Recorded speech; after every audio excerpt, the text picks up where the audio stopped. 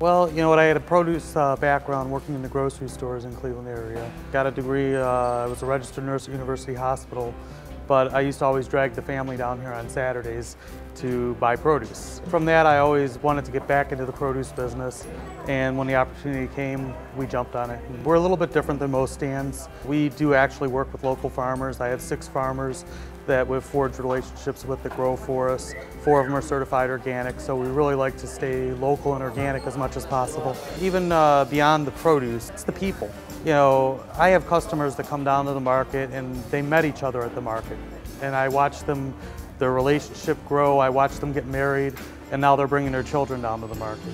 You come to the outside and you just see everything. If you can't find it here, there's a good chance you're not going to find it. You go inside, you've got the bakeries and the meats and the delis and oh. Hi, I'm Tom Dunderman, and my wife and I, Anita, own the Basketeria at the West Side Market.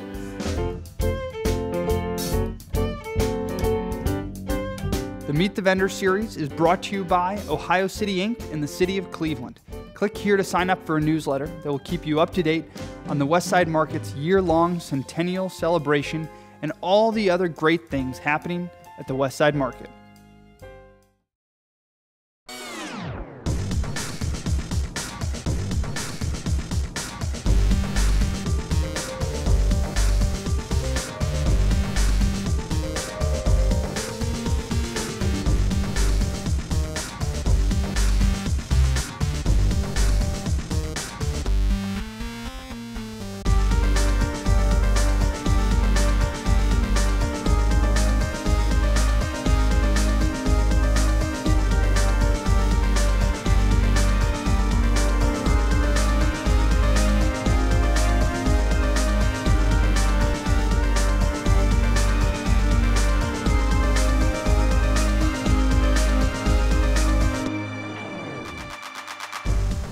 Thanks for tuning in to TV20's Weekly News Wrap-Up. I'm Leah Haslage. A press conference was held by Mayor Frank Jackson to address the public and answer questions regarding the declining use of force in the Cleveland Police Department and what steps will continue to be taken by his administration. As you know how things are, everything's in timing, and we've worked on these things, as you can see, for a long time, and we made incremental progress. But now we have an opportunity to make the kind of progress that will really have reform. And what my concern is, and what my major objective and goal here is to have real reform. Reform that is substantive and that can and will be sustained over a period of time and institutionalized in a way that it would outlive me as mayor and outlive you as reporters. We did not have our head in the ground. We work on this constantly as a division, and we've been working on this as a division as long as I've been mayor. And in at least one case, in the early 90s, where we passed but introduced legislation to address the use of force. So we haven't been ignoring this. We're not as if we're just pretending that the world doesn't exist and that this issue, if that were the case, none of these actions would have occurred. To see Mayor Frank G. Jackson's full press conference regarding the Department of Justice, visit our TV20 YouTube channel. Well, residents and employees currently living and working in downtown Cleveland now have their first full-service grocery store. Mayor Frank Jackson was joined by members of the community for the ribbon cutting of the new Heinen's located in the historic Cleveland Trust Building. And that's why I'm going to say thank you to Heinen's, because they have made that vision move further ahead along with the Geist brothers than anyone else. They helped us to be able to say to the world that if you come to downtown Cleveland, you make downtown Cleveland your neighborhood where you live, work, play, and do business, that the amenities will be there. For those who want to put a versus between downtown and neighborhood, they don't know Cleveland. We are one Cleveland, and just take a second, everybody, look around this room. This is who we are. It doesn't get any better than this. African American, Latino, Jewish, Catholic, everybody. This is Cleveland. People probably realize this building is over 100 years old. And Heinen's as a company is not quite that old. We're a little over 86 years old. But the reason that we've endured, just like this building has, is because we've got great people. If you look a little bit around, the second floor here it's because of all of our people who made this happen.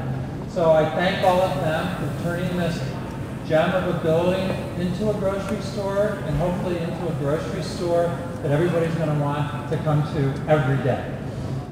The City of Cleveland Go Red for Women, a salute to women's health event in conjunction with Black History Month, was held at the City Hall Rotunda and provided free health screenings and heart-healthy information. What do you personally think is the most important thing women should be doing for their heart health? Number one, they should actually care. They should care enough about themselves to want to have a healthier lifestyle, which includes healthy eating, active living, a smoking-free lifestyle as well, and just keeping up with their checkups. Do you think women as natural caregivers that we are, do you think it's so easy for us to put our health on the back burner? Absolutely. We see that time and time again. Because we are the caregivers, the primary caregiver, if you will, we do put ourselves last. In actuality, we have a responsibility to take care of ourselves equally. What are some simple changes that women can do? Yes, anything from knowing your numbers, going to your doctor to make sure that you're aware of those, exercising more, cooking more meals at home, reducing the salt in your diet, and even learning your family medical history. So we're asking everyone, men and women, to take our sodium pledge, which is going to help us petition to have less sodium in processed foods.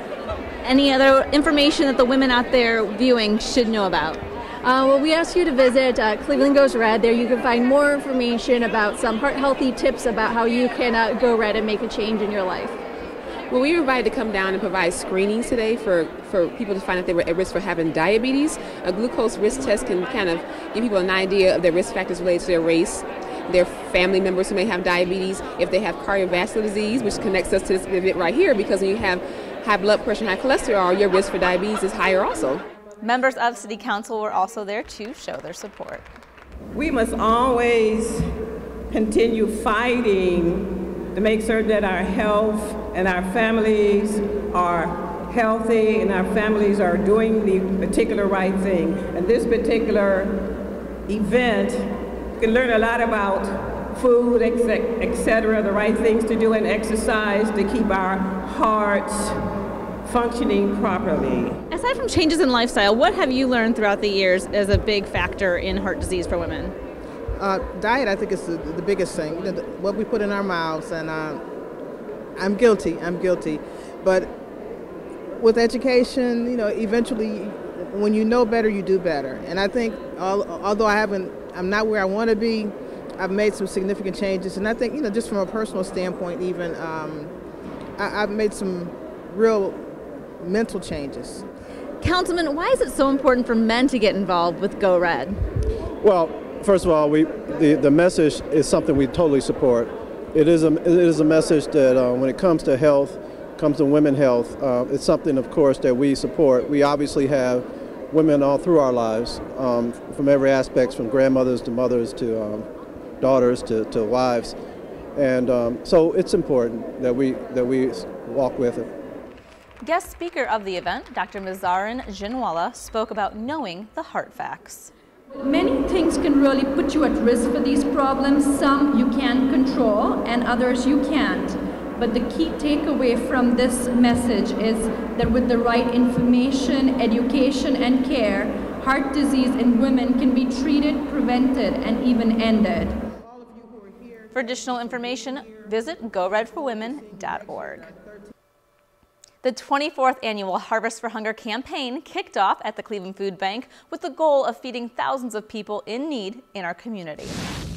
And I know that everything that we've done as a city that has been successful has been done as a community, where we put aside our individual or institutional, organizational self-interest, and we work on the behalf of someone or something. And that is why Cleveland and the greater Cleveland area is a great city and a great area. I have to tell you how inspired I am every year to see the way that this community comes together to support the Harvest for Hunger campaign. There are so many people in our community who care about this issue of hunger and care enough to take action and to do something about it. And I know that that's why you're all here. The campaign's a community-wide effort. It brings together literally hundreds of companies, schools, government organizations, nonprofits, and tens of thousands of individuals. Hunger is a challenge throughout the county. Certainly our urban core has tremendous need, but it's all throughout the county. There are people in Westlake and Bay Village and Mayfield and Cleveland Heights. There are hunger centers in all those places. We see the needs everywhere throughout the county. This is not limited to any particular address in the region. To see the full Harvest for Hunger kickoff event, stay tuned to TV20. Just check our schedule for times. The 17th annual Black History Month celebration took place at Zelma George Recreation Center with the theme, Our History, Embrace It, as many African-American men and women gathered to honor their culture through song, art, and personal readings. Remember to embrace your heritage, which is your birthplace. Remember, you are a reflection of your ancestors. Never forget your Black history. Never forget who you are. This is our 17th Black History program. Thank you, thank you. The seniors here are doing this. Is Patty LaBelle said, on my own? We're doing this on our own. And God has blessed us over the years. Now, there's only a few people here, but this place should be packed. That's what I'm talking about. It should be packed because this is our heritage. The Salute to Education and Black Cultural Bazaar took place at the City Hall Rotunda and featured esteemed African Americans in our community who came together to discuss the importance of education as it relates to Black History Month and our city's youth. Introducing children to STEM opportunities and getting them engaged and excited about seeking education in these areas might plant that seed of interest that could grow into an exciting and rewarding STEM career for our children. There are three things that contribute to success in education: the competence and the quality of the teacher, the effort of the student to try and perform the assignments, and the third thing is the support system around that student that enables them, supports them, pushes them in order for them to achieve. If you're going to think about being an educator, don't do it if you do not love youth. And I mean if you do not love youth. I think that my youth know that above everything else, I love them very dearly. To see the full Salute to Education Black Cultural Bazaar, stay tuned to TV20. Just check our schedule for times. When we return to the weekly news wrap-up, CMSD TV reporter Shannon Cantner will show us how teachers are being recognized by their students.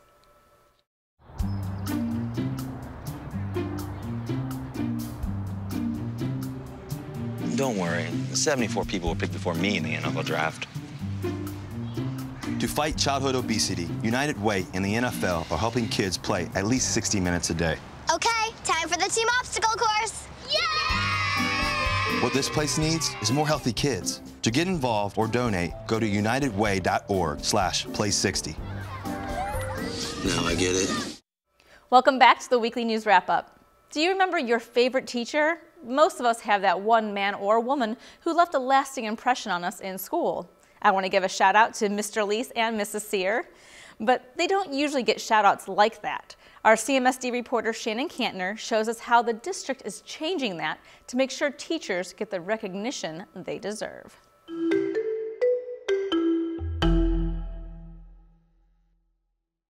CMSD teachers are stars, even though they might not usually get the red carpet star treatment until now. The CMSD Teacher Appreciation Day, a way to thank the teachers for the leading roles they play in their schools every day. Teachers give gold stars, but they don't often receive them. It's an unusual position for teachers to really receive an acknowledgement or to stand up and just be applauded for their efforts. We're usually the people who are applauding the efforts of others, so it's a nice change. It feels really good to be appreciated for the work that you do and the time and effort that you put into your daily classroom. I'm just honored just to be in the category with you. Walking the red carpet felt really good. It felt good to be on the spot. 47 teachers from across the district shared the spotlight, applauding each other as they walked the makeshift red carpet to receive a certificate from CMSD's Chief Academic Officer for their model classroom and leadership practices. I just remember how important it is when I was a teacher for someone to say you're doing a great job. It gave that extra motivation. It took people time to just say congratulations, but it meant something. And I just want teachers to feel that us as a district appreciate them. Principals nominated teachers in 4 areas: differentiated instruction that considers every child as an individual, use of student data to drive instruction, rigorous scholarly work and learning experiences, and social and emotional learning, which teaches self-control and respect. You're dealing with a person, and that person matters, and some of their difficulties are so surmountable you just can't believe that they came and answered questions about Julius Caesar. And so I think that all of us are really teaching the whole kid and not just that kid as it applies to our subject. They motivate me every day. Every morning I think about the work that we do and how important it is, and that's my motivation. The teachers and many of their principals who came to show support enjoyed a sparkling grape juice toast and desserts after the ceremony. It's nice to take a pause and just celebrate what is. And we have great teachers inside of CMSD in every single building, and to take 1 hour on a cold February day to just say thank you was a wonderful experience, and it made me so proud to be the Chief Academic Officer of Cleveland Metropolitan School District. And the teachers are proud too. I'm going to put it in my room. I'm going to tell my kids about it. I hadn't said anything about it. We've been focused on testing, but when their testing is done, I'm going to put it in my room probably. I'm going to take this, I'm going to laminate it and put it right in my room on the front door, next to my welcome sign. Whether or not they roll out the red carpet again, everyone is already looking forward to the next Appreciation Day. Reporting from East Professional Center, Shannon Kantner, CMSD TV.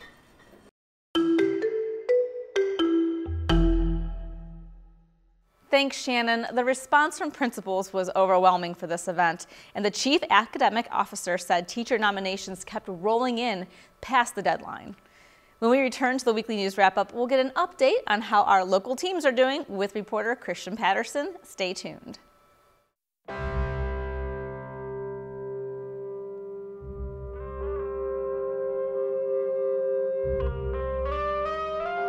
"7,000 high school students drop out every school day. That's a line of desks more than 4 miles long. We can't keep Cleveland area students in school. Visit boostup.org and take the first step."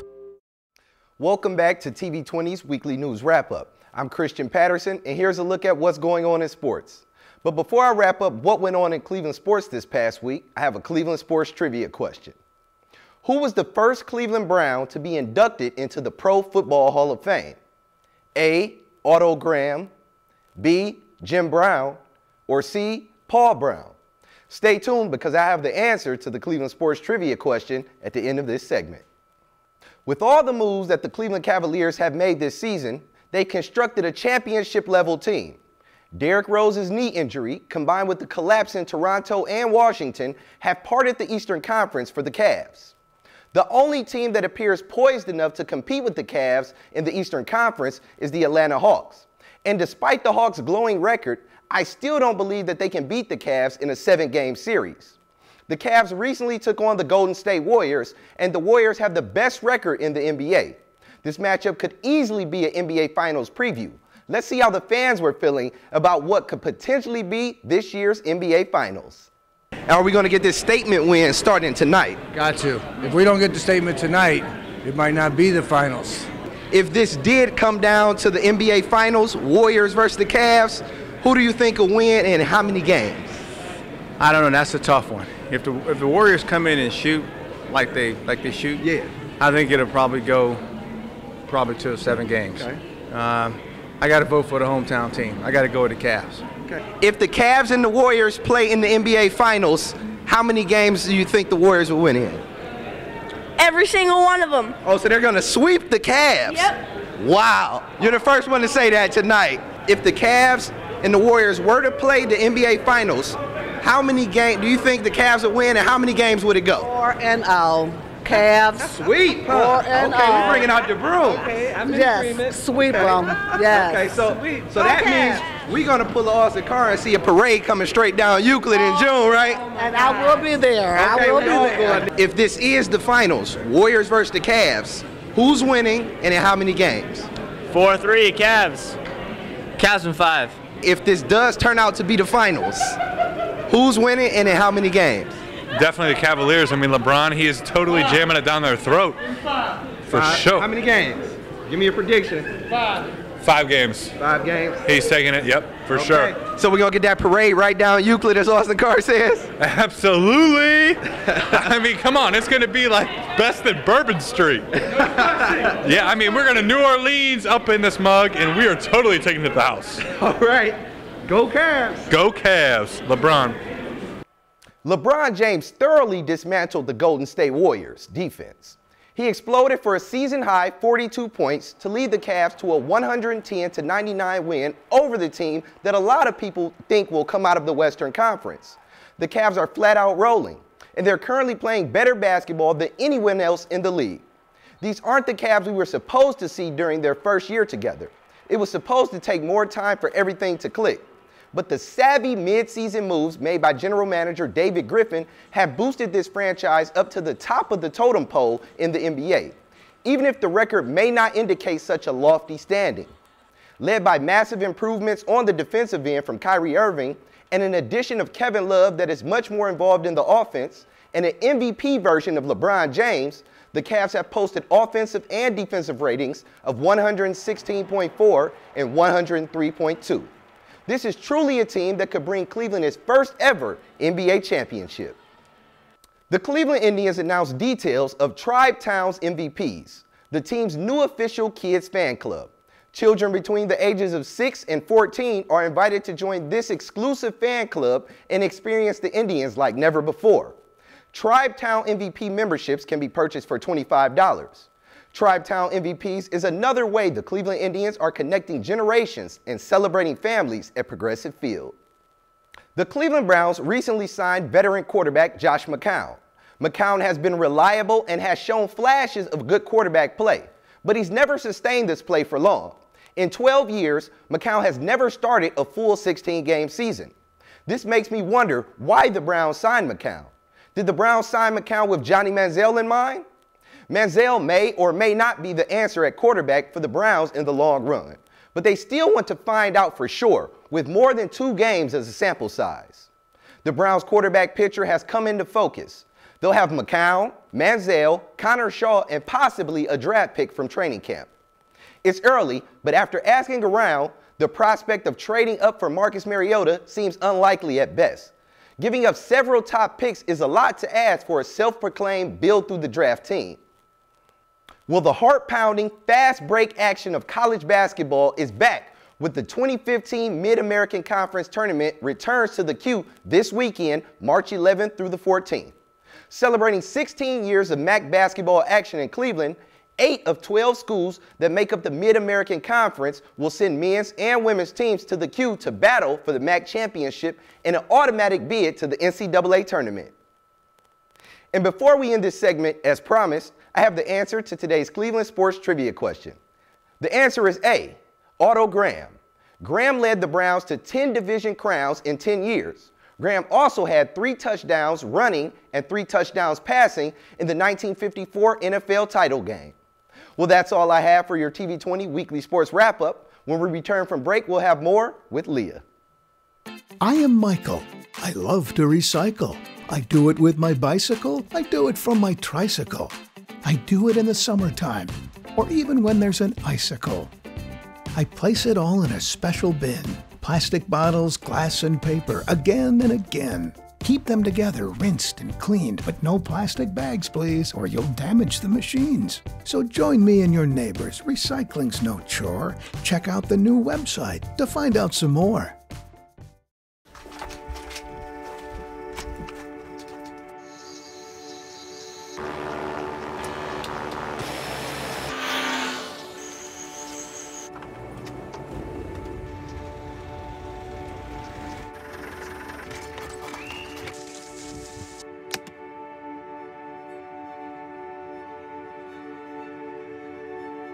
Jangan awal.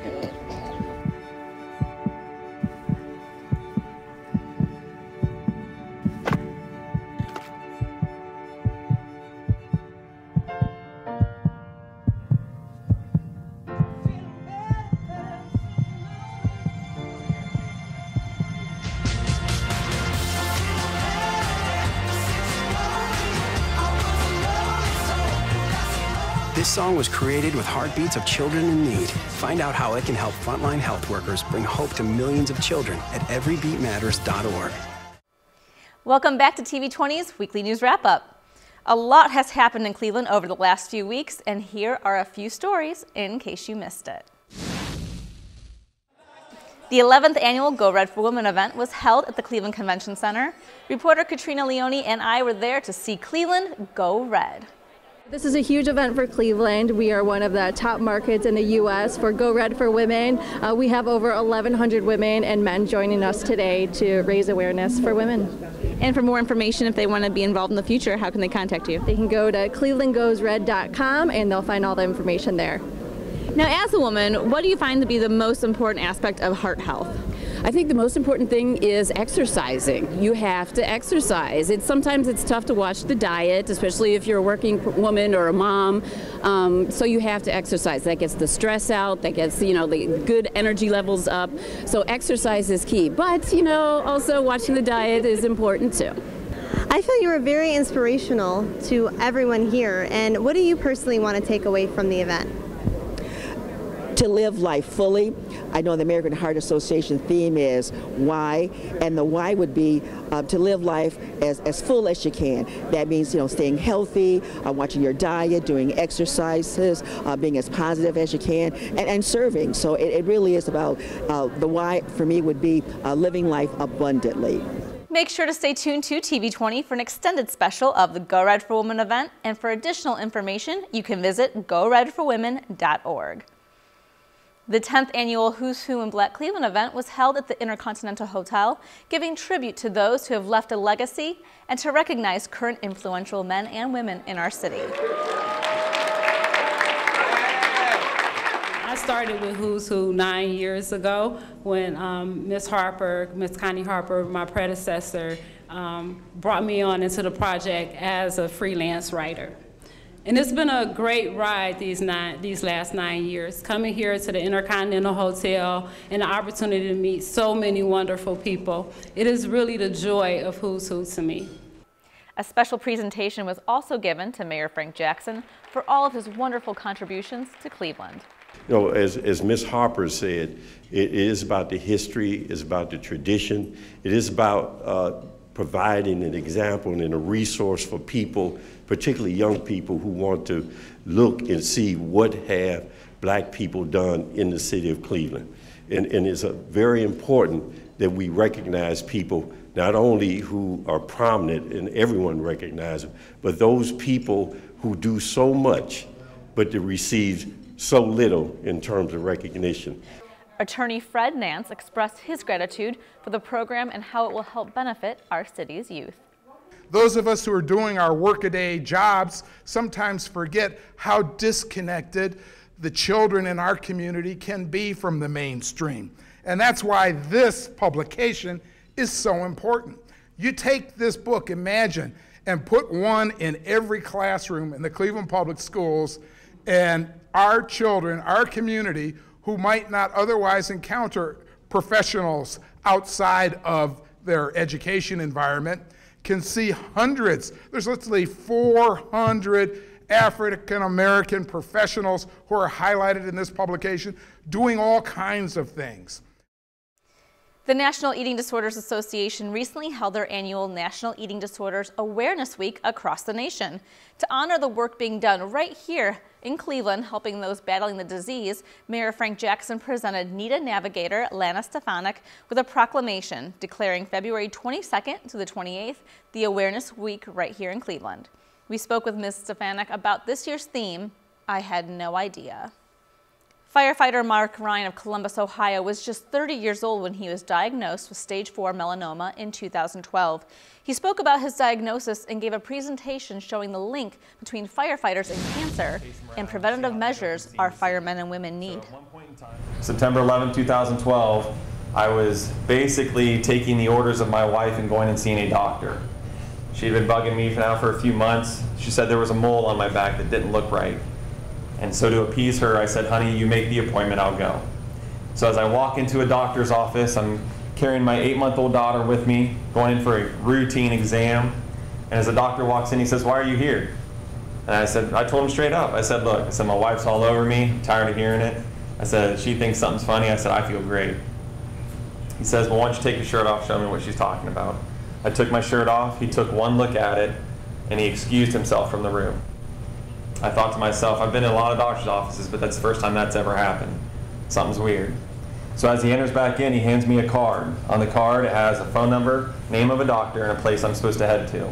He's sending me to OSU, the James Cancer Institute. And I said, what's going on? And he looks at me and says, you have melanoma. And I said, how bad is it? He said, we don't know yet. He goes, I'm telling you right now, you have melanoma. The doctor said, hey, do you think you can do this while accepting treatment? You're going to have to go through treatment. I said 100%. No doubt in my mind. So here I am at Station 8, injecting myself with chemo and jumping on my truck and taking runs. I'm happy. If that's what I got to do it, then that's what I'll do to do it. To learn more about melanoma and other skin cancers, visit cancer.gov. Earth Fest is the longest-running Earth Day celebration in the nation and is also Ohio's largest environmental education event. This year, it will be on Sunday, April 19th, once again at the Berea Fairgrounds. The Earth Day Coalition has partnered with Mayor Jackson's Sustainable Cleveland 2019 initiative for the event and will celebrate the Year of Clean Water. You don't want to miss this event that is fun and educational for the whole family. For more information, visit their website, earthdaycoalition.org.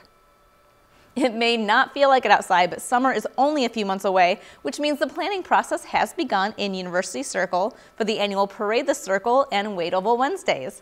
If you're a food vendor or if you'd like your band to perform at either event, you can pick up an application at University Circle's main office located at 10831 Magnolia Drive or go to their website, universitycircle.org. The deadline to apply is April 30th.